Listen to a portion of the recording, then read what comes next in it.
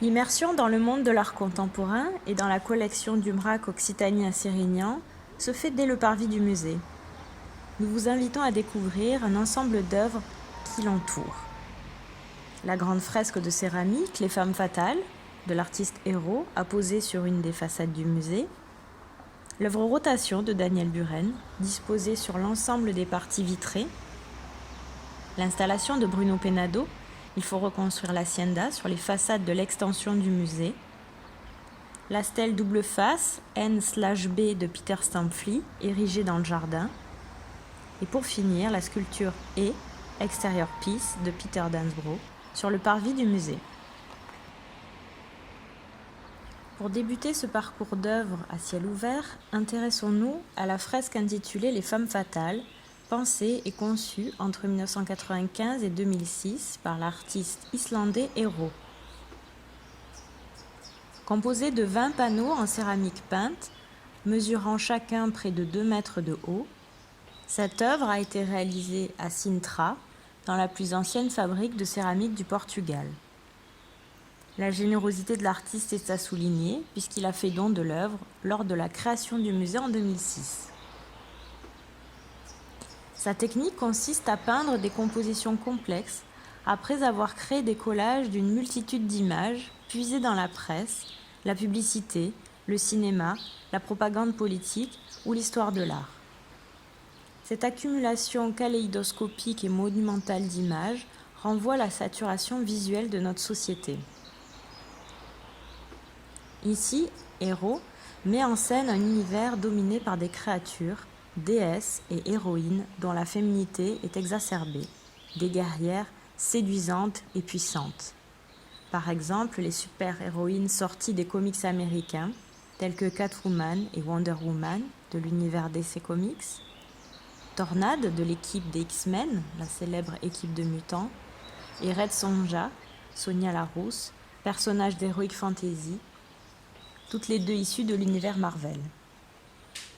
Hérault semble rendre un hommage ironique à la bande dessinée américaine, reprenant les clichés de la femme fatale qu'elle véhicule. Ces portraits de filles badass, ces femmes fatales hypersexualisées, séduisantes et dangereuses, sur les murs du musée ne laissent pas de marbre les passants. L'œuvre Rotation, créée par Daniel Buren en 2006, date de l'ouverture du MRAC, est un dispositif in situ qui entretient un dialogue avec l'architecture du musée, mais aussi avec l'environnement extérieur. L'artiste a apposé des vinyles colorés auto-adhésifs sur les fenêtres du musée, tels des filtres colorés, visibles par les visiteurs du musée, mais aussi par les passants. Daniel Buren tire parti de la transparence et propose un jeu de couleurs et de formes dans l'espace, activé par la lumière naturelle. Le titre Rotation est inspiré par le déplacement des bandes blanches, motif signature de l'artiste, d'une fenêtre à l'autre. En effet, chaque fenêtre est composée de 4 triangles colorés, bleu pour celui du haut, jaune à droite et vert à gauche, ou l'inverse si nous regardons l'œuvre depuis l'intérieur, et rouge pour celui du bas. À chaque fenêtre, un triangle est touché par une alternance de bandes blanches et de bandes transparentes, supprimant la couleur initiale.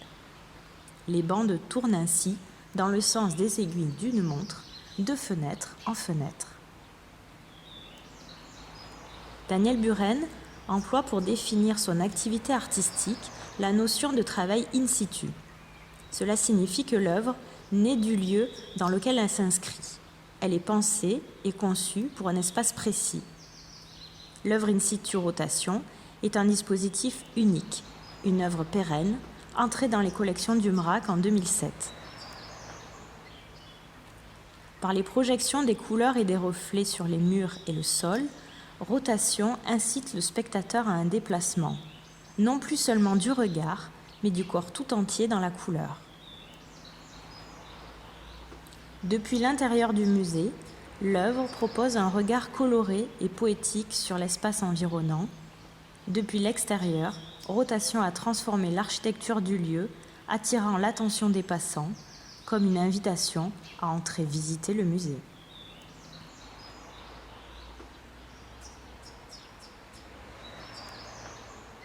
Dix ans plus tard, en 2016, le MRAC commande à Bruno Penado une œuvre sur les façades de l'extension du musée, située dans le bâtiment adjacent au-dessus de la Poste. Cette installation va entrer en dialogue avec l'environnement existant. L'œuvre Rotation de Daniel Buren, la proximité avec les différents espaces de travail et de vie, la Poste, la mairie, la médiathèque, l'école. La forte présence de signalétique de la Poste pousse l'artiste à créer une série d'enseignes libérées de tout contenu publicitaire.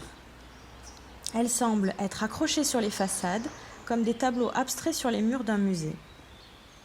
Chaque panneau, produit avec les techniques et les matériaux de la signalétique, tisse un lien avec l'histoire de l'art en général et avec la collection du MRAC en particulier. En effet, certaines peintures monochromes font écho à celles de la collection du MRAC, comme celle d'Enrico Dax, ou évoquent des œuvres d'Olivier Mosset, de Marc Rothko, ainsi que la toile d'Henri Matisse, porte-fenêtre à Collioure de 1914. L'artiste prend aussi en compte l'architecture du musée, marquée par son histoire et son passé de maison vigneronne. Sa vision du musée devient alors proche de l'hacienda andalouse, exploitation agricole et lieu de vie. L'œuvre qu'il installe sur les 3 façades de ce musée agrandi porte le nom d'une injonction « Il faut reconstruire l'hacienda ». Ce titre est inspiré du texte « Formulaire pour un urbanisme nouveau », publié en 1953, dans lequel l'auteur, Ivan Stegloff, écrit « Il faut construire l'hacienda ». Cette pensée utopique critiquait l'architecture de la banalité et la culture de masse et prônait une révolution de la vie quotidienne et de l'urbanisme. S'inscrivant à son tour dans ce mouvement de pensée, Bruno Penado porte une réflexion urbaine avec son œuvre visible dans l'espace public et propose de faire du musée une nouvelle hacienda, un espace de pensée dans la ville. Approchons-nous de la mairie et du parc pour enfants afin de découvrir cette œuvre créée en 2004 et exposée à Paris dans le jardin du Luxembourg. L'artiste suisse Peter Stampfli en fait don à la ville de Sérignan l'année suivante et l'œuvre rejoint les collections du musée en 2006. Dans les années 60, l'artiste puise ses sujets dans le quotidien. Les objets de la société de consommation comme le téléphone, la voiture et les gestes ordinaires, tenir une cigarette, remplir une machine à laver, qu'il réalise d'après des photographies afin de peindre plus grand que nature. Il s'intéresse déjà aux détails. Puis sa peinture s'articule autour d'un seul objet, emblématique de la société industrielle et urbaine, la voiture. Ce thème de prédilection devient sa signature. Après s'être focalisé sur des fragments d'automobiles, des roues et des pneus, Peter Stampfli radicalise sa démarche et réduit son vocabulaire plastique à la représentation de traces de pneus. Il ne peint plus un objet inspiré par la photographie, mais un objet qu'il construit totalement. Ce motif d'empreinte de pneus est dématérialisé, y compris à travers la sculpture, comme avec cette stèle double face N/B. La trace du pneu est ici déréalisée et agrandie jusqu'à l'abstraction. Cette stèle, monument monolithe vertical, semble rendre hommage à la voiture, emblème qui lui a permis de trouver cette super beauté stérilisée qu'il recherchait. Les visiteurs du MRAC ont pu découvrir le travail de l'artiste américain Peter Dansbro lors d'une exposition personnelle en 2014. Depuis cette date, sa sculpture et Exterior Piece est restée installée sur le parvis du musée, prêtée par l'artiste au MRAC. Discrète, voire quasi invisible pour les passants, cette pièce en métal, pourtant haute de 6 mètres, semble se fondre dans l'espace urbain. Par sa matière, sa couleur et sa forme, il est facile de la confondre avec les lampadaires environnants. Mais prenons le temps de mieux l'observer et nous découvrirons à son sommet un mot entre 2 lignes parallèles, telles des lignes d'écriture, et l'artiste utilise dans ses œuvres un vocabulaire plastique épuré très reconnaissable, constitué de figures géométriques simples, de lignes, de mots. Ce sont souvent des prépositions ou des conjonctions qui établissent des relations imaginaires dans l'espace dans lequel l'œuvre se situe. L'usage du langage, dans l'œuvre de Peter Dunsborough, interroge le regardeur, semble engager un dialogue. Ici, en utilisant « et », conjonction de coordination la plus courante de la langue française, l'artiste laisse chacun libre de choisir les termes qu'elle relie, ou plutôt les êtres et les choses de l'environnement. Les nuages et les palmiers, le musée et le jardin, les passants et les maisons, rotation et il faut reconstruire l'hacienda, sont quelques exemples de ces liens invisibles entre œuvres d'art, habitants et espace public.